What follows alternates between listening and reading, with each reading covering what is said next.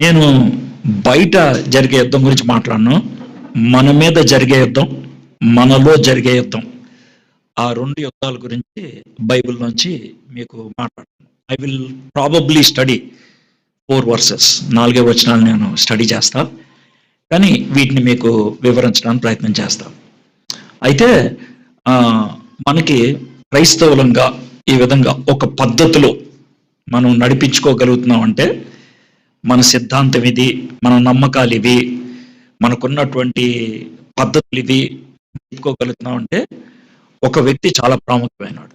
ఎవరంటే పౌలు గారు లేకపోతే ఇవి సాధ్యమై ఉండేది కాదు. నేను యేసుప్రభు కంటే పౌల్ని పైకేం పెట్టట్లా. యేసుప్రభు వారు పౌలు గారిని ఆ విధంగా సిద్ధపరిచారు. యేసుప్రభు వారు రక్షణ కార్యాన్ని పరిపూర్ణం చేశారు. అసలు అదేంటి, అది ఎలా పనిచేస్తుంది, తర్వాత ఆయన స్థాపించిన సంఘం అనేది ఎలా ఉంటుంది, ఈ విషయాలన్నీ మనకి వివరించడానికి పరిశుద్ధాత్మ ద్వారా పౌల్ని ఏర్పరచుకున్నాడు దేవుడు. అందుకనే పౌలు చాలా ప్రత్యేకమైనటువంటి వ్యక్తి. కొత్త నిబంధనలో ప్రాముఖ్యమైనటువంటి రచయిత ఆయనే కూర్చున్నాడు. ఎందుకంటే సంఘానికి ఆయన మనకి ఇవ్వాల్సిన విషయాలు. పౌలు గారు హిబ్రీ తీసేస్తే 13 పత్రికలు రాశారు. ఈ 13 పత్రికల్లో కూడా క్రైస్తవులకు కావాల్సినటువంటి ప్రతి ఏరియాని కవర్ చేశారు. ఆయన 4 పత్రికలు మన విశ్వాసాల గురించి రాశారు. మన విశ్వాసాల గురించి ఆ 4 పత్రికలు ఏంటంటే రోమ, కొరింథీయులకు రాసిన 2 పత్రికలు, గలతీ. ఇవి మన విశ్వాసాలు, మన ఫెయిత్ గురించి. 4 పత్రికలు మన యొక్క భక్తి గురించి రాశారు, డివోషన్, మన భక్తి గురించి రాశారు. వీటినే చరవుత్తరాలు అంటారు. చెరలోంచి రాసిన 4 ఉత్తరాలు ఒకేసారి రాశారు. ఈ 4 కూడా ఎఫెసీ, కొలస్సీ, ఫిలిప్పీ, ఫిలోమోన్. తర్వాత 3 ఉత్తరాలు సంఘ పరిచర్య ఎలా ఉండాలో రాసుకుంటూ వచ్చారు. వీటినే మనము పాస్టోరియల్ అంటే కాపరి ఉత్తరాలు అని చెప్తారు. తిమోతికి 2, తీతుకు. ఇక 2 ఉత్తరాలు ప్రవచనాత్మకంగా రాశారు. ఏం జరుగుతాయి అంటే అనేది అదే దశలోనే కాక రాసిన 2 పత్రికలు, మొత్తం 13 పత్రికలు. అయితే మన విశ్వాసాలు ఏంటి అన్న దాన్ని 4 పత్రికలు చెప్తా అన్నాను కదా. అందుట్లో రోమా పత్రిక చాలా భయపడతారు. బైబిల్ కాలేజీలో చదువుకునే వాళ్ళకి రోమా పత్రిక అంటే వణుకు వస్తుంది. ఎందుకంటే చాలా ఎలాగ అర్థం చేసుకోవాలి, దాంట్లో ఉన్నటువంటి సారాంశం ఎలాగా మనం గ్రహించాలి అనేది. మార్టిన్ లాయిడ్ జోన్స్ అనేటువంటి ఒక గొప్ప పాస్టర్ గారు లండన్ పట్టణంలో ఉండేవారు. ఆయన ప్రతి శుక్రవారం సాయంత్రం గంట సేపు బైబిల్ స్టడీ చేసేవాడు. గంటలో 55 నిమిషాలు బైబిల్ స్టడీ ఉండేది. 5 నిమిషాల్లో 3 నిమిషాలు ఒక పాట ఉండేది, 2 నిమిషాలు ముందొక పాట వెనొక పాట, అంతే. సో ఖచ్చితంగా ప్రతి శుక్రవారం అలాగా చేసుకుంటూ వస్తే ఆయన 8 సంవత్సరాలు అంటే సంవత్సరానికి 52 వారాలు, 8 సంవత్సరాలు చేస్తే రోమీలకు రాసిన పత్రిక 10వ అధ్యాయం దాకా చచ్చిపోయాడు. తర్వాత ఎంత లోతైన విషయాలు ఉంటాయో మీరు అర్థం చేసుకోండి. ఆయన చేసినటువంటి ప్రసంగాలు, ఈ 8 సంవత్సరాల్లో చేసినటువంటి ప్రసంగాలు 6 పుస్తకాలుగా ముద్రించారు. ఇంతలా పుస్తకాలు. ఎందుకంటే ఆయన వర్తమానం ప్రతి వచనం కూడా చాలా బరువుగా అనిపిస్తుంది అన్నమాట. ఓకే, సరే, మీకు సులువుగా అర్థం అవడానికి అసలు రోమీలకు రాసిన పత్రికలో ఏముంటాయో మీకు చెప్తాను. రోమీలకు రాసిన పత్రికకి 16 అధ్యాయాలు. పౌలు ఇంకా రోమా పట్టణాన్ని ఎప్పుడు వెళ్ళాల, అక్కడ చూడలేదు, అక్కడ ఏముందో ఏంటో తెలియదు. కానీ ఆయనకి విపరీతమైన తపన ఉండేది రోమకి వెళ్ళాలని. ఎందుకనంటే ప్రపంచాన్ని రోమ్ నుంచి వెళ్తా ఉండేవాడు. రోమా సామ్రాజ్యం కదా, అక్కడ చక్రవర్తి ఉండేవాడు. అక్కడి నుంచి ప్రపంచం అంతటిని వెళ్ళేవాడు. అలెగ్జాండర్ గారు వచ్చి ప్రపంచం అంతటికి ఒకటే మతం పెట్టాడు, ఒకటే భాష పెట్టాడు. అయితే రోమ్ ప్రజలు వచ్చి ఈ భాషని ఆసరాగా తీసుకొని ప్రపంచం అంతటికి రోడ్లు వేసారు. రోమ్ పట్టణం నుంచి భారతదేశానికి కూడా రోడ్లు వేశారు. అలాగే రోడ్లు వేసుకుంటూ వచ్చారు. వీళ్ళు రోడ్లు వేశారు, వాళ్ళేమో భాష ఇచ్చారు. దాంతో ఏమైందంటే ప్రపంచం అంతా కూడా ఒకవైపు చూడటం అనేది అలవర్చుకున్నారు. ఇది రోమ్. సో రోమ్లో ఏదైనా జరిగితే ప్రపంచం అంతటికి కూడా వెళ్ళిపోయేది. కాబట్టి పౌలుకి ఒక తపన, ఒక కోరిక ఏమనంటే నేను ఏమన్నా సరే రోమ్ పట్టణంకి వెళ్ళి అక్కడ సువార్త అందిస్తే అందరికీ అందిపోతాను. కానీ వెళ్తాడో లేదో అనుమానం వచ్చి మధ్యలో కొరింథు పట్టణంలో ఉన్నప్పుడు కైంకిరియా అనేటువంటి ఓడరేవు దగ్గర ఉన్నప్పుడు తనకు ఒక ఆలోచన కలిగేటట్లు చేసింది ఒక అమ్మాయి, ఒక స్త్రీ, ఆమె పేరు ఫీబే. అయ్యా నేను రోమ్ పట్టణం వెళ్తున్నానంటే, అవునా ఇప్పుడు వెళ్తామంటే వారం 10 రోజులు అవుద్దానంటే, వెరీ గుడ్. ఈ వారం 10 రోజుల్లో గబగబా ఒక అసిస్టెంట్ని పెట్టుకొని ఆయన ఉత్తరం రాశాడు. ఇదే రోమిల్కి రాసిన పత్రిక. ఉంటే అతను రాస్తూ ఉండేవాడు అనమాట. ఆ ఉత్తరాన్ని ఫీబేకి ఇస్తే ఆ ఫీబే తీసుకొని రోమ్ పట్టణానికి వెళ్ళింది. రోమ్ పట్టణంలో అప్పటికే విశ్వాసులు ఉన్నారు. రోమ్ పట్టణంలో విశ్వాసాలు ఉండటానికి ప్రాథమికమైన కారణం ఏంటంటే, పెంతెకోస్తు దినాన్న వచ్చినటువంటి యూదులు సువార్తను తీసుకొని రోమ్ పట్టణంకి వెళ్తే వాళ్ళు విశ్వాసులుగా ఉన్నారు. ఇది విషయం. వాళ్ళకి ఈ ఉత్తరాన్ని పంపించాడు. ఇదే 16 అధ్యాయాలు రోమిల్కి రాసిన పత్రిక. ఈ పత్రికలో 5 విషయాలు చెప్పాడు. 5 విషయాలు. మొట్టమొదటి విషయం, ముందు పరిచయ మాటలు ఉంటాయి 17వ వచనం దాకా, 1వ అధ్యాయం 18వ వచనం నుంచి ఆయన మొట్టమొదటిది ఏంటంటే, అయ్యా మనకున్న సమస్య ఏంటి అనేది రాసుకుంటూ వచ్చాడు. ప్రాబ్లం, మన సమస్య పాపము. ఇది 18వ వచనంలో మొదలవుతుంది. మొదటి అధ్యాయం 18వ వచనం. 3వ అధ్యాయం 20వ వచనం దాకా పాపం గురించే రాసుకుంటూ వచ్చాడు. అందరూ పాపం చేశారు, యూదులు పాపం చేశారు, అందరూ పాపం చేసి దేవుడు అనుగ్రహించి మహిమను పొందలేకపోతున్నారు. ఇది విషయం. సో ఇది మొదటిది, పాపం. తర్వాత 3వ అధ్యాయము 24వ వచనం నుంచి అర్థమైందా, 6వ అధ్యాయం అంతం వరకు పరిష్కారం గురించి రాశారు. మొదటిది పరిష్కారం, మొదటిది పాపం, రెండోది పరిష్కారం. ఇక 7, 8 అధ్యాయాల్లో ఈ పరిష్కారం తర్వాత వచ్చేటువంటి పోరాటం గురించి రాశారు, ప్రతిఫలం గురించి రాశారు. పోరాటం, ప్రతిఫలం. ఇక 9, 10, 11 అధ్యాయాల్లో అసలు ఇదంతటిని నడిపిస్తున్నటువంటి ప్రభు ఎవరు, ప్రభుత్వం ఎవరిది, అది రాసుకుంటూ వచ్చాడు. 9, 10, 11 వచ్చిన అధ్యాయం. ఇక 12వ అధ్యాయం నుంచి 16వ అధ్యాయం దాకా పరిచర్య గురించి రాసుకుంటూ వచ్చాడు. మానవులు చేయాల్సిన పరిచర్య. ఇది 5 విషయాలు. మొదటిది సిన్, మనకున్నటువంటి సమస్య ఏంటి, లేకపోతే మనకున్న ఇది. రెండోది పాపం, మొదటిది. రెండోది పరిష్కారం, శాల్వేషన్ గురించి రాసుకొచ్చాడు. మూడోది ఆ శాల్వేషన్ వస్తే గనక వచ్చేటువంటి పోరాటం కానీ ప్రతిఫలం కానీ, శాంక్టిఫికేషన్. నాలుగోది అసలు ప్రభుత్వం ఎవరిది, సావరినిటీ ఆఫ్ గాడ్, దేవుని యొక్క సార్వభౌమం, అధికారం. చివరిది సర్వీస్, మనం చేయాల్సినటువంటి పరిచయం. ఇదండి విషయం. అయితే దీంట్లో నేను ఒక చిన్న భాగం, రక్షణ మనకి కలిగింది అంటానికి రుజువు ఏంటి, రక్షణ అసలు ఏంటి, నాలో పాపము నుంచి విమోచించబడ్డాను అని అనటానికి నాకు దాఖలాలు ఏంటి, నాకు నిదర్శనాలు ఏంటి, అది ఈరోజు మీకు ఒక 4 వచనాలు మీతో కలిసి ధ్యానం చేయటం ద్వారా చెప్పాలి అనుకుంటున్నాను. రోమిల్కి రాసిన పత్రిక 5వ అధ్యాయం 1వ వచనం నుంచి మనం మహా అయితే 4వ వచనం దాకా చూడబోతున్నాం. అది విషయం. Just 4 versus. రోమిల్కి రాసిన పత్రిక 5వ అధ్యాయం నేను చదువుతాను. దీన్ని కూడా చిన్న పరిచయం ఇస్తాను. ఓకే, నేను దీని మీదే ఒక దగ్గర 40 నిమిషాలు మాట్లాడుతున్నాను అంటున్నాను కాబట్టి ప్రతి వచనం మీద దగ్గర 10 నిమిషాలు మాట్లాడతాను నేను. సో ఎవ్రీ వర్స్ చాలా వాల్యుబుల్గా ఉంటుంది, ప్రతి వచనం కూడా. ప్రతి దాంట్లో మనం కోడిగుడ్డు మీద ఏకలు పీకినట్లు పీకుతాం అనమాట. అంటే చాలా అర్థవంతంగా దీన్ని చూడటానికి ప్రయత్నం చేస్తాం. ఎందుకనంటే రక్షణ విషయంలో ఇంకా మీకు ఎవరికి అనుమానం ఉండకూడదు. మీరు ఖచ్చితంగా ఈ 4 వచనాలు అయిపోయిన తర్వాత నేను ఇంకా రక్షణ పడలేదండి అని మీరు వెళ్ళిపోతే నాకు సంతోషమే.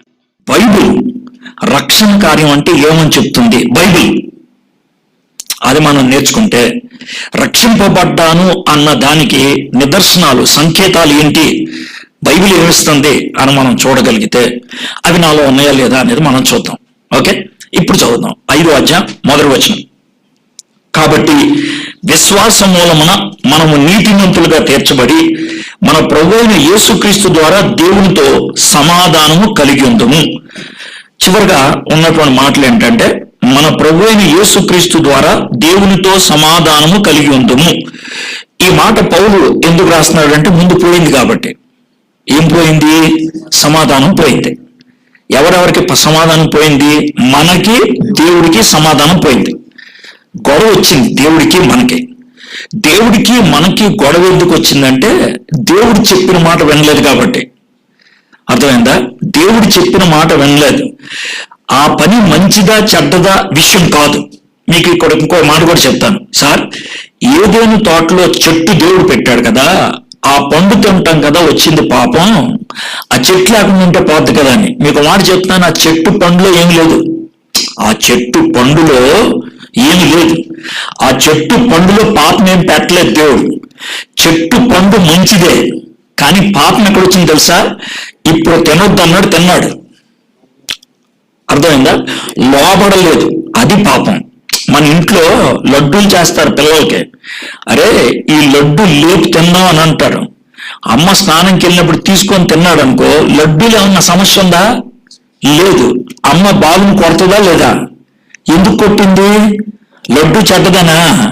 కాదు, తినొద్దన్న దాన్ని తిన్నారు కాబట్టి. కాబట్టి విషయం గుర్తుపెట్టుకోండి, మనము అనవసరమైనటువంటి లాజిక్లు, పిచ్చి పిచ్చి ప్రశ్నలు పెట్టి చెట్టు తీసేస్తే పోద్దు కదా, పుట్ట తీసేస్తే పోద్దు కదా, ఇలాంటి మాటలు చెప్పొద్దు. అర్థమైందా? చాలా సింపుల్ గా చెప్తున్నా. ఇప్పుడు 5వ తోటలో చెట్టు ఉంది కాబట్టి మనకి తెలిసింది. పరలోకంలో ఏముంది కనుక, పరలోకంలో ఏముంది కనుక లూసిఫర్ పడిపోవడానికి ఏ చెట్టు ఉంది అక్కడ? పరలోకంలో చెట్లు ఉండక్కర్లా. ఎందుకంటే ఎక్స్రే అన్నట్లు హృదయం బయటపడుతుంది. అర్థమైందా? లూసిఫర్ కి సీటు మీద మనసు వచ్చిందనే విషయం అర్థమైపోయింది. లూసిఫర్ నీకు సీటు మీద మనసు ఉంది కదా అంటే ఒప్పుకోవాల్సి వచ్చింది, పోబైడువో అన్నాడు. అయితే ఆదాం పండు తినకపోతే కనుక ఎరా పండు తిన్నాం అనుకున్నాడు, లేదు అని ఉండేవాడు. ఆ అవకాశం లేకుండా పండు పెట్టేశాడు దేవుడు. అర్థమైందా? కాబట్టి పాపం పండు తిన్నప్పుడు రాలా, తిందాం అనుకున్నప్పుడు వచ్చింది. ఆలోచన పాపం. ఆ పాపం క్రియ అయితే చావు వచ్చి పడింది. పాపం క్రియ అయితే చావు వచ్చి పడింది. ఏంటా చావు? ఆ రోజు ఆదాం చచ్చిపోయాడా? సమాధి పెట్టిలో పెట్టారా? పెట్లా, కానీ చచ్చిపోయాడు. నేను 3 రకాలైన యుద్ధాలు ఉంటాయి అన్నాను కదా, అదే విధంగా 3 రకాలైన చావులు కూడా ఉంటాయి. ఒక చావు ఆత్మీయమైన చావు, దేవుడికి మనకు ఉన్న సంబంధం తెగిపోవటం. అప్పుడే మనకి సమాధానం అనేది కోల్పోతాం. రెండోది ఏంటంటే మనకి తోటి మనుషులకు ఉన్నటువంటి సమాధానం కోల్పోతాం. ఇది సామాజిక చావు. మూడోది ఆత్మీయంగా చస్తాం. మనం నిత్యం నిరంతరం చచ్చిపోతాం భౌతికంగా చచ్చిన తర్వాత. ఈ 3 చావులు. కానీ ఆ రోజు 2 చావులు వచ్చి పడ్డాయి. ఒక చావు ఏంటంటే దేవుడు అంటే భయపడ్డాడు. చెట్టెనకెళ్ళి దాక్కొని నాకు భయం వేస్తుంది, నాకు సిగ్గేస్తుంది అన్నాడు. ఈ 2 ఒకటే, ఒక నాణ్యానికి అటు ఇటు ఉండేది. సిగ్గు బయటికి చూపించలేం, భయం బయటికి చూపిస్తాం. సిగ్గు ఎందుకంటే మొహం చూడలేక, భయం ఎందుకంటే తప్పు చేశారు కాబట్టి. ఈ 2 వచ్చి పడ్డాయి ఆదాంకి. అదే సమాధానం కోల్పోవటం అంటే. సమాధానం కోల్పోతే సిగ్గు వస్తుంది, సమాధానం కోల్పోతే భయం వస్తుంది. ఎందుకంటే దేవుడికి లోబడలేదు కాబట్టి. అర్థమైందా? అయితే ఇది మన మీద జరిగే దాడిలో జరుగుద్ది. ఇది మన మీద జరిగేది. చాలా మంది ఇక్కడ దాకా కూడా రారు. చాలా మంది చర్చికి కూడా వచ్చి వాడు చేసేది ఏంటి, ఈడి చేసేది ఏంటి, ఇది ఇలా చేశారేంటి, ఇలా మాట్లాడారేంటి, ఇలా అన్నారేంటి అన్నారు. ఇది బయట యుద్ధాలు. ఆడికి పశ్చాత్తాపం అనే మాట కూడా రావట్లా. వాడి హృదయం గురించి వాడు ఆలోచించడం కూడా మొదలు పెట్టట్లా. అర్థమైందా? సో 2వ యుద్ధం దగ్గరికి వచ్చేటప్పటికి నేను ఇతరుల గురించి ఆలోచించను, నా గురించి ఆలోచిస్తా. ఇదేంటి ఇలా అవుతుంది? నాకు పోరాటమే, అటాక్ నా మీద జరుగుతుంది. ఒక విధమైన గిల్ ఉంటుంది, ఒక విధమైనటువంటి అపరాధ భావం ఉంటుంది. ఒకసారి నేను ఒక పెద్ద ప్రసంగికుడిని, ఒక పెద్ద అంటే సువార్త చేసేటువంటి ఆయన్ని మాట్లాడే అవకాశం వచ్చింది. ఆయనతో మాట్లాడేటువంటి అవకాశం దొరకడం చాలా కష్టం, కానీ దొరికింది. అడిగితే ఏదన్నా ఒక ప్రశ్న అడగండి అన్నట్లు అడిగాను. డేవిడ్ జెర్మియా అని చాలా పెద్ద చర్చ్ ఉంటుంది ఆయనకి కాలిఫోర్నియాలో. ఆయన ఏదైనా ఒక్క ప్రశ్న అడగొచ్చు అని అన్నారు. అడిగితే అంటే నేను అడుగుతానన్నా, ఏమన్నానంటే మీరు పాస్టర్గా దేవుని వాక్యం బోధించేటప్పుడు అతి కష్టంగా ఫీల్ అయింది ఏంటి అని అన్నా. అంటే ప్రజలతో చెప్పేటప్పుడు అతి కష్టంగా ఫీల్ అయింది ఏంటనన్నా, ఆయన నాయకు చూశాడు. ఆయన దగ్గర ఒక 30 సెకండ్లు సైలెంట్ అయిపోయాడు. ఆ తర్వాత చెప్పాడు, it's a very very important question. అని ఏమన్నాడు తెలుసా? ఒక వ్యక్తి నేను పాపిని అని ఒప్పింప చేయటం అతి కష్టం అన్నాడు. చాలా కష్టం. ఒక వ్యక్తిని నేను పాపి అని ఒప్పింప చేయటం చాలా కష్టం. ఒప్పుకునే స్థాయికి వస్తే తర్వాత విషయాలు చాలా ఈజీ, చాలా ఈజీ, చాలా ఈజీ. ఇక్కడ కూర్చున్న వాళ్ళలో చాలా మంది నేను పాపిని కాదు అని అనుకునే వాళ్ళు ఉన్నారు. నాకంత పెద్ద ఏమంటాయండి అనుకునే వాళ్ళు ఉన్నారు. నేను వాక్యం చదువుకుంటున్నాను, ప్రార్థన చేసుకుంటున్నాను, కానుక కూడా వేస్తున్నాను, నేను ఆ కేటగిరీ ఎందుకు అవుతానండి అనుకునే వాళ్ళు ఉన్నారు. అందరూ చేసే తప్పులు నేను కూడా చేస్తున్నాను కాబట్టి నన్ను ఒక్కడనే ప్రత్యేకం చేయటం ఎందుకు అనుకునే వాళ్ళు కూడా ఉన్నారు. సో ఈ విధంగా మీకు మీరు సంజాయిషి ఇచ్చేసుకుంటే, నాకు ఏ బాధ లేదులే, నాకు ఆ సమస్య లేదులే, బాగున్నాను బ్రదర్ అనే టైప్ అయితే నేనేం చేయలేను. ఇంకా ప్రపంచంలో ఎవరితో అయినా సరే నేను బాగున్నాను అనొచ్చు, ఒకే ఒక్కడితో నేను బాగున్నాను అనకూడదు. ఎవరితో తెలుసా? డాక్టర్తో. ప్రపంచంలో ఎవరు కలిసినా, మీరు హాస్పిటల్కి గేట్ దగ్గర నుంచి డాక్టర్కి వెళ్ళే దగ్గర లోపల 10 మంది కలిసినా మీరు అనేవారు బాగున్నానంటే పర్లేదు. అసలు హాస్పిటల్కి వచ్చేవాడు నా ప్రశ్న అడగటం బుద్ధిగా ప్రశ్న, కానీ ఆయన అడిగినా కూడా మనం ఇచ్చే జవాబు ఇదే. కానీ ఒకవేళ డాక్టర్ గారు కూర్చొని ఏమా ఎలా ఉన్నామంటే, ఏం చెప్పమంటారు డాక్టర్ గారు అని మొదలు పెడతారు. మీరు బాగున్నానని ఎప్పుడు అనరు, అంటే కనుక లేచిపోమంటాడు బయటగానే. అవునా కదా? నువ్వు బాగుంటే నేనెందుకు, నువ్వు బాగుంటే నేనెందుకు? యేసు ప్రభు వారు ఎప్పుడు అవసరం వస్తారా అంటే, యేసు ప్రభు వారిని అవసరతలోకి ఎప్పుడు తెచ్చుకోగలుగుతామంటే, నాకు పాపం అనే దరిద్రమైన జబ్బు ఉంది, ఈ జబ్బులోంచి నన్ను ఎవరు బయటికి తీసుకురాలేరు అనే స్థితిలోకి నువ్వు వస్తే అప్పుడు దేవుడి దగ్గర రావడానికి ఇష్టపడతావు. మీరు చాలా మంది యేసు ప్రభు దగ్గరికి వచ్చారు, మీరు రాలేదంటలేన్నారు. కానీ ఎందుకు వచ్చారు తెలుసా? మతంగా వచ్చారు, మతంగా వచ్చారు. మళ్ళీ చెప్తాం, మతంగా వచ్చారు అంతే. మనసుకి కాస్త సహాయం ఉంటుందని వచ్చారు, బస్ అంతే. జీవితం మారుతుందని ఇంకా రాలేదు మీలో కొంతమంది. చాలా క్లియర్గా చెప్తున్నాను నేను. కానీ జరగాలి అని అంటే ఫస్ట్ ఆఫ్ ఆల్ ఇది గుర్తించాలి, నాకు దేవుడికి గొడవ ఉన్నదే, నాకు దేవుడికి గొడవ ఉంది కాబట్టి బైబిల్ చదవాలంటే ఇష్టం అనిపించదు. మీరు బైబిల్ చదవట్లేదు అంట్లా, చదువుతున్నారు. మీరు కాకరకాయ కూరతో అన్నం పెడితే తింటారు, మీరు తినరు అంట్లా, తింటారు. కానీ చికెన్ తిన్నట్లు తినరు మీరు, మటన్ తిన్నట్లు తినరు మీరు. ఆ వ్యత్యాసం మీకు తెలియాలి, ఆ తేడా మీకు తెలియాలి. కాబట్టి మీరు కాకరకాయ తిన్నట్లు లేకపోతే మిరియాల చారుతో అన్నం తిన్నట్లు అన్నం తిని నేను కూడా అన్నం తింటున్నానంటే కాదది, కాదది. There is a difference. కాబట్టి మీకు దేవునితో గొడవ ఉంటే ప్రార్థన చేయబోద్దు. మీరు సార్ నేను ప్రార్థన చేస్తానంటే చేస్తారు, రోజు 3 సార్లు ప్రభువే ఆహారం ఇచ్చినందుకు వందనాలు, నీకు స్తోత్రాలు, ఆమేన్. అది కూడా ప్రార్థనే, నేను కాదనట్లా, నేను ఎవరిని కాదంటానికి, అది ప్రార్థనే. కానీ నేను ఆ ప్రార్థన గురించి మాట్లాడట్లా. దేవుడితో కొద్దిసేపు ముచ్చటించడం, దేవుడితో కొద్దిసేపు కబుర్లు చెప్పడం. మీలో కొంతమంది ప్రార్థన చేస్తారు, ఈ రోజు ప్రార్థన, నిన్న ప్రార్థన, రేపు ప్రార్థన, 3 పక్క పక్కన పెట్టే సేమ్ ఉంటాయి. రోజు అదే చేస్తారు, మీరు ఏం తేడా ఉండదు. మీరు ఆలోచించుకోండి, మీరు ఎప్పుడు ప్రార్థన మొదలు పెట్టినా మొదటి 30 సెకండ్లు ప్రార్థన మీకు తెలియకుండానే చేస్తారు. మీకు తెలియకుండా ఏంటంటే మీకు అంటూ ప్రొసీజర్ ఉంటుంది. సర్వోన్నతుడా, సర్వశక్తిమంతుడా, భూమి ఆకాశం సృష్టించిన ఇది ఉంటుంది, ఇవాళ ఉంటుంది, రేపు కూడా అదే ఉంటుంది, ఎల్లుండి కూడా అదే ఉంటుంది. అది మీకు అలవాటు. అది ప్రార్థన అవుద్ది, మంత్రం అవుతుంది. నీ భార్యతో ఈరోజు అమ్మాయి బాగున్నావా, ఏంటి అన్నం తిన్నావా, ఈరోజు నువ్వు రేపు అమ్మాయి బాగున్నావా, అన్నం తిన్నావా, ఎల్లుండి అమ్మాయి బాగున్నావా, అది తప్పించి ఇంకేం లేదా నీకు అని అంటే ఎలా ఉంటుంది? కానీ దేవుడు ఎంత మంచోడు తెలుసా, ఏదో ఒకట్లో వాగుతున్నావరా అని ఇష్టపడేవాడు. అదండి కృప అంటే. ఏదో ఒకటి మాట్లాడుతున్నావు, కొంత సంతోషం, అది ఆయన ఇష్టపడేది. అడ్జస్ట్ అవుతున్నాడు ఆయన. కానీ నువ్వు మనస్ఫూర్తిగా మాట్లాడలేదని నువ్వు మాట్లాడి ముగించేసి వచ్చేద్దాం అనేటువంటిది. అదే దేవుడితో సమాధానం లేదు. మీలో చాలా మందికి ఒకరితో ఒకరికి పడదు. అంటే నేను ఏమీ పైకి లేపట్లా, ఏం టెన్షన్ పడిపోద్దు, పేర్లేని అర్థం నేను. ఒకరితో ఒకరు పడవు. కానీ మిమ్మల్ని ఎవరన్నా దూరం నుంచి చూస్తే మీ ఇద్దరు పడనోళ్ళు అని ఎవరు అనుకోరు. మాడుకుంటారు, ఏం బ్రదర్ బాగున్నారా, సిస్టర్ ఎలా ఉన్నారు, జాబ్ బాగున్నా, కొత్తగా ఉన్నారంట కదా అని మాడుకుంటారు. సేమ్ టు సేమ్ దేవుడితో కూడా మీరు ప్రవర్తిస్తున్నారు. అట్లాగే దేవుడు అంటే మనసులో మీకు ఇష్టం లేదు, కానీ ప్రార్థన మాత్రం చేస్తున్నారు. ఇది రియాలిటీ. ఒకవేళ అలాంటి పరిస్థితి ఉంటే మీరు ఇలాగే ఉన్నారు, దేవునితో సమాధానం లేకుండా ఉన్నారు. దేవుడు ఒక పట్టాన్న సమాధానం పడేవాడు కాదు.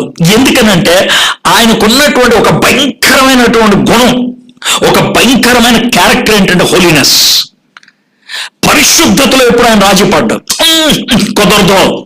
కుదరదో, నేను హోలీ, నేను పరిశుద్ధుణ్ణి, ఆ విషయంలో నేను రాజీ పడ్ను అని ఆయన బిగబట్టుకొని ఉంటాడు. అయితే ఆయనకు ఇంకో తలనొప్పి కూడా ఉంది. ఇది దేవుళ్ళో ఉండే యుద్ధం. God also has a war with in him.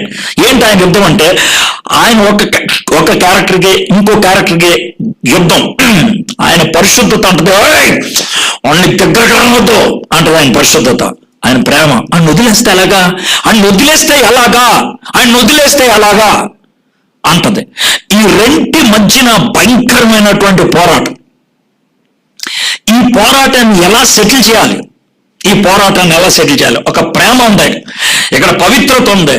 నేను న్యాయవంతుణ్ణి, అన్యాయంగా నేను ప్రేమ కోసం తల ఒగ్గితే పరిశుద్ధత ఒప్పుకోదు.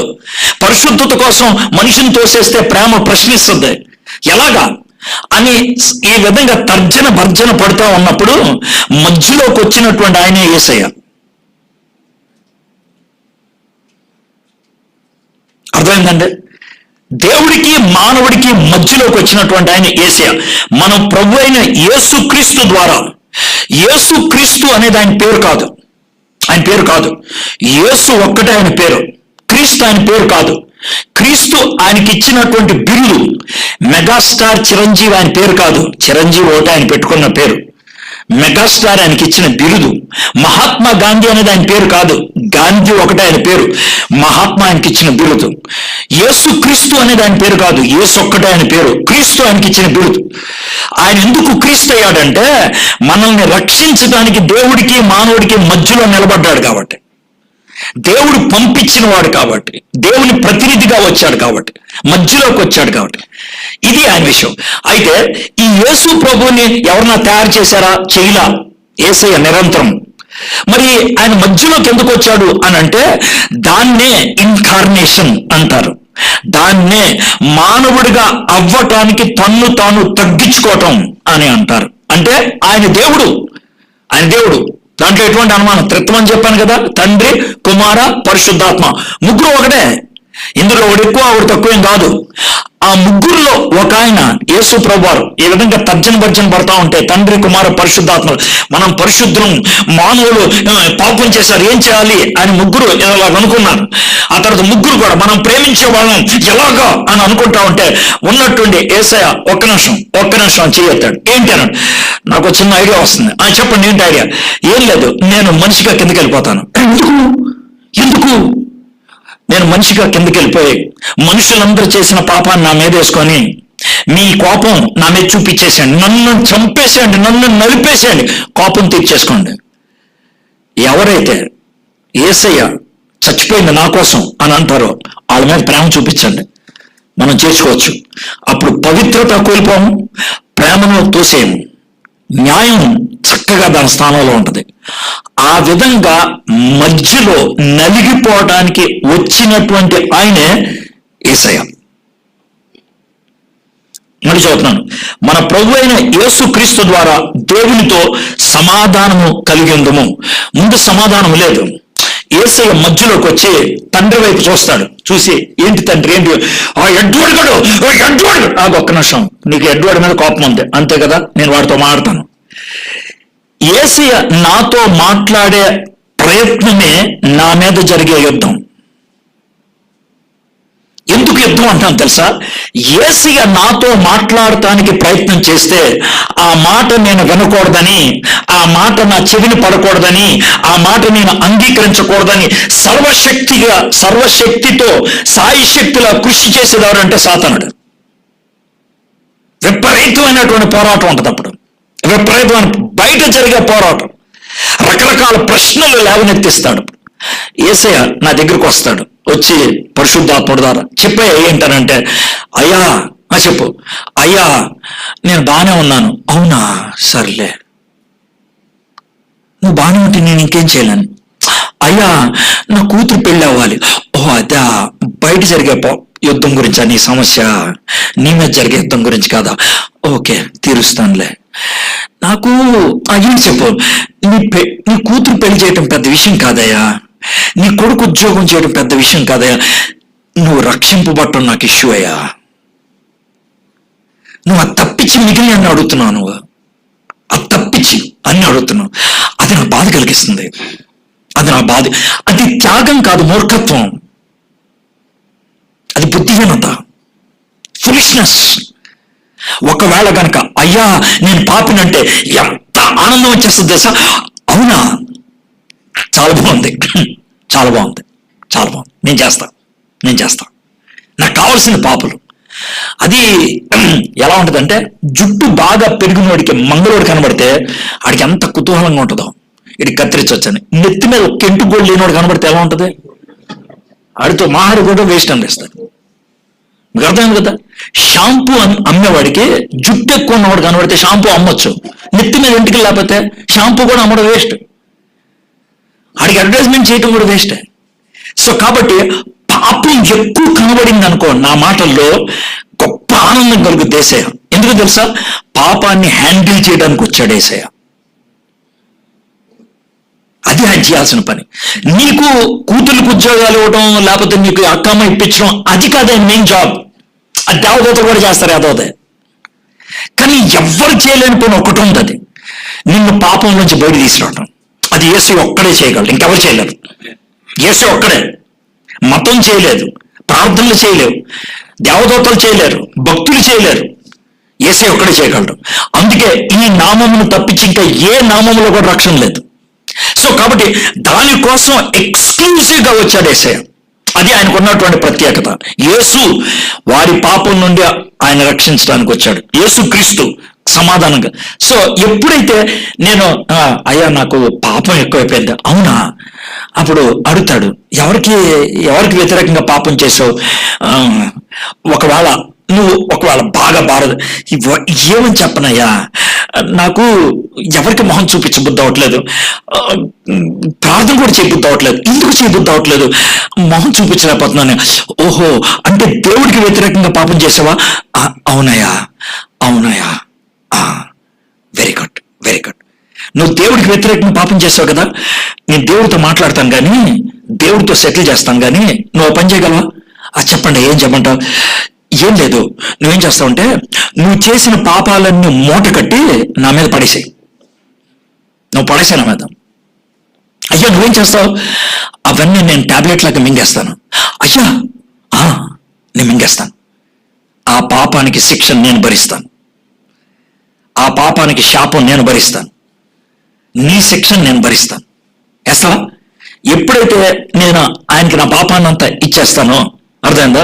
అప్పుడు యేసయ్య ఇటు తిరుగుతాడు. తండ్రి ఈయన టోన్ మారిపోద్ది. ఇప్పుడు యేసయ్య టోన్ ఇందాక మాట్లాడినప్పుడు నీ సమస్య ఏంటి? ఎడ్వర్డ్ ఒక్క నిమిషం ఇప్పుడు మారదా? ఏంటి చెప్పు తండ్రి, ఏమైంది? ఎడ్వర్డ్ విషయం ఏమటువంటి అంటే ఆయన నీతిమంతుడు ఏంటి? ఆయన చేసిన పాపాలన్నీ శిక్ష పడాలి, అంతే కదా నీకు కావాల్సిందే. పడింది, ఎలా పడింది? మొత్తం నాకు హ్యాండ్ ఓవర్ చేశారు, ఇదిగో డాక్యుమెంట్ నా మీదగా ఇస్తారు, క్లియర్ అయిపోయింది. అయిపోయిందా? ఇంకా ఏ శిక్షా విధి లేదు, ఆయన విడిచిపెట్టండి. ఇది తండ్రి ఇచ్చేటువంటి తీర్పు. సో యేసు ప్రభు వారు ఇప్పుడు ఏం చేస్తారంటే, అయ్యా మరి ఆయన నీతిమంతుడు కదా, చేతులు చెప్తా ఒకసారి నీ చెయ్యి. తండ్రి చెయ్యి పట్టుకోగలిగేది దేవుడు మాత్రమే. ఆ దేవుడు ఎవరంటే యేసయ్య. సో యేసయ్య తండ్రి చేయి పట్టుకుంటాడు. మనిషి చేయి పట్టుకోగలిగేది ఇంకో మనిషి మాత్రమే, యేసయ్య. సో ఏసీ మనిషిగా చేపట్టుకుంటాడు నీతి, దేవుడిగా దేవుడు చేపట్టుకుంటాడు, దైవ మానవుడిగా రెండు చేతులు కలుపుతాడు. అదే మధ్యవర్తిత్వం అంటే. అప్పుడు ఈ రెండు పార్టీల్ని సమాధానపరిచాడు. అదే ఇక్కడ రాసింది, మన ప్రభు అయిన యేసుక్రీస్తు ద్వారా దేవునితో సమాధానము కలిగి ఉందము. కాబట్టి విశ్వాస మూలమును మనము నీతిమంతులుగా తీర్చబడి. అయితే నేను తండ్రితో సమాధాన పడటానికి ఏం జరిగింది? సింపుల్ గా నేను చేసింది ఒకటే. ఏం చేశానంటే, ఎవడైనా మధ్యలోకి వచ్చి అయ్యా ఆడితో కదా గొడవ, నేను చూసుకుంటా అనంటే, గొడవ తీరాలంటే నేను చేయగలిగేతోటే మధ్యవర్తిత్వం చేసేవాడి మీద నాకు నమ్మకం ఉండాలి. యేసు ప్రభు మీద నాకు నమ్మకం ఉంటే మధ్యవర్తిత్వం చేయడానికి ఆయన వచ్చిన ఆయన మీద నేను విశ్వాసం చూపిస్తే ఆయన నీతిని సంపాదించి నాకు ఇస్తాడు. అందుకే నీతిమంతులు అవుతాం. కాబట్టి విశ్వాస మూలమున మనము నీతిమంతులుగా తీర్చబడి. నేను నీతిమంతుని ఎలా అయ్యాను? కానుకలు వేస్తే కాదు, చర్చికి వస్తే కాదు, బాప్తిజం తీసుకుంటే కాదు, లేకపోతే ప్రతిరోజు ఆరాధనలో జరిగితే కాదు. అవి చెడ్డవి కావు, మంచి. కానీ అది నన్ను నీతిమంతులుగా తీర్పు తీర్చలా. నీతిమంతులుగా తీర్పు తీర్చింది యేసయ్య. అది నా జీవితంలోకి ఎలా వచ్చిందంటే నేను యేసయ్యను విశ్వసిస్తే. ఎప్పుడైతే నేను నీతిమంతుడయ్యానో, నా మీద ఉన్నటువంటి అవినీతి అనేది తొలగబడిందో, అప్పుడు నేను తండ్రి ముఖం చూడటానికి నాకు దమ్ముందే. ఇదివరకు సిగ్గుందే, ఇదివరకు భయం ఉందే, ఇప్పుడు ధైర్యం వచ్చింది. ఆ ధైర్యాన్ని బట్టి, ఆ దమ్మును బట్టి తండ్రి అని నేను పిలిస్తే నాయనా దా అని కౌగులించుకుంటాడు. ఇదండి రక్షణ అంటే. దేవునితో సమాధానము రక్షింపబడినప్పుడు జరిగేది. విశ్వాసం ద్వారా ఇది జరుగుద్ది. నీతిమంతులుగా అయ్యాం కాబట్టి జరుగుద్ది. పాపినను ఒప్పుకున్నాను కాబట్టి జరుగుద్ది. దేవునికి వ్యతిరేకంగా నేను పాపం చేశానని ఒప్పుకున్నావు కాబట్టి జరిగింది. ఇది నీ జీవితంలో జరిగిందా? అది ఆలోచించుకోండి. సార్ నేను రోజు నా పాపాలు క్షమించమని ప్రార్థన చేస్తానంటే ఇస్కరియోతు యోధ వాడు చేశాడు. అది తలలోంచి వచ్చింది, గుండెల్లోంచి కాదు. పశ్చాత్తాపం కాదది. సమస్య నుంచి బయటపడటానికి చేసే ప్రార్థన. అది పనిచేయదు. అది సరే. మొదలు వచ్చినది. రెండోది, మరియు ఆయన ద్వారా మనం విశ్వాసం వలన ఈ కృపయందు ప్రవేశము గలవారమై. ఇప్పుడు నాకు నీతిమంతుడు అని ఆ యొక్క ముద్ర పడటానికి రెండు జరిగాయి. ఏమేమి జరిగిందంటే, నేను యేసే మీద విశ్వాసం ఉంచాను. మరి యేసే నా మీద ఏముంచాడు? కృపను చూపించాడు. నేను యేసే మీద విశ్వాసం ఉంచాను, ఆయన కృపను చూపించాడు. కృప రెండు రకాలుగా ఉంటుంది. అవిశ్వాసి మీద కృప ఒక విధంగా ఉంటుంది, విశ్వాసి మీద కృప ఇంకో విధంగా ఉంటుంది. ఎలాగా అని అంటారేమో. అవిశ్వాసి మీద కృప ఏంటనంటే, నువ్వు ఏదైతే చెయ్యలేదో దేవుడు చెయ్యకపోయినా చేసిన తర్వాత ఇచ్చేదాన్ని నీకు ఇస్తాడు. అది కృప. ఇది అవిశ్వాసి అయితే. మీకు ఎగ్జాంపుల్ చెప్తాను. మరి విశ్వాసికి ఏంటనంటే చెయ్యటానికి సత్తానిస్తాడు నీకు. చెయ్యకుండా ఇచ్చేది అవిశ్వాసికి, చెయ్యటానికి సత్తాని ఇచ్చేది విశ్వాసికి. దీన్నేమో ఎనేబులింగ్ గ్రేస్ అంటారు విశ్వాసికి, అదేమో రిడీమింగ్ గ్రేస్ అంటారు. అంటే అలాగే చెప్తాను చూడండి. నేను దొంగతనం చేయడానికి వచ్చాను, దొంగని నన్ను పట్టేసుకున్నారు. మీరేం చేస్తారు? ఎరగబోతారు. దొంగని కొట్టడం అనేది న్యాయం. ఒకవేళ నేను చేతులు జోడించి కాళ్ళు పట్టుకుంటే వదిలేస్తే అదేంటనంటే కనుక కనికరం. కొట్టకుండా వదిలేస్తే కనికరం, మర్సి. వెళ్ళిపోయేవాడిని పిలిచి 10 రూపాయలు ఇస్తే అది కృప. అది కృప. యేసే మన మీద చూపించింది అది. మనం దొంగలం, పాపం చేసాం దేవుడికి వ్యతిరేకంగా, ఇరగబాది నరకంలో వేయాలి, అయ్యేలా. తర్వాత ఏం చేశాడు? సర్లే వదిలేశాను అంటాడు. కనికరం. అయితే అలాంటి టైంలో ప్రభువా నన్ను క్షమించు అని అంటే, నువ్వేదో గొప్ప నీతి కార్యం చేసినట్లు సింహాసనం నీ కోసం రెడీ చేసిదా కూర్చోని అన్నాడు. అది కృప. మారు మనసు పొందిన మరుక్షణం జీవ గ్రంథంలో నీ పేరెక్కిస్తాడు. దాన్ని ఇంకెవరు చూడలేరు. దేవుడి దగ్గర పెన్ ఉంటుంది కానీ రబ్బర్ ఉండదు చూపేయడానికి. అందుకనే ఉంటుంది సార్, నీ పేరు నా అరిచేతిలో చెక్కుకున్నాను అని అంటాడు. చెక్కుకున్నాను. దీంతో మీలో కొంతమందికి వచ్చే డౌట్, సార్ కొంతమంది రక్షింపబడ్డామని చెప్పి ఇష్టం వచ్చినట్టు జీవిస్తారంటే వాళ్ళు రక్షింపబడ్డామని చెప్తున్నారంటే వాళ్ళ పనుల వాళ్ళు చెప్పుకుని నేనేం చేయను దానికి దాన్ని నేనేం చేయను సార్, దాన్ని నేనేం చేయను. అలాంటి అబద్ధికులు చాలా మంది ఉంటారు. దానికోసం సిద్ధాంతం మార్చలేను నేను. సిద్ధాంతమే. ఒకసారి రక్షింపబడితే నువ్వు రక్షింపబడ్డావు సార్. రక్షింపబడిన వాడు పాపంలో పడిపోతే అదే ఇప్పుడు నెక్స్ట్ బాట్లో మనం చూస్తాం. పాపంలో పడతాడా లేదా, పడితే ఏం చేస్తాడు, అదే మనం చూస్తాం. సరే, అయిపోయింది.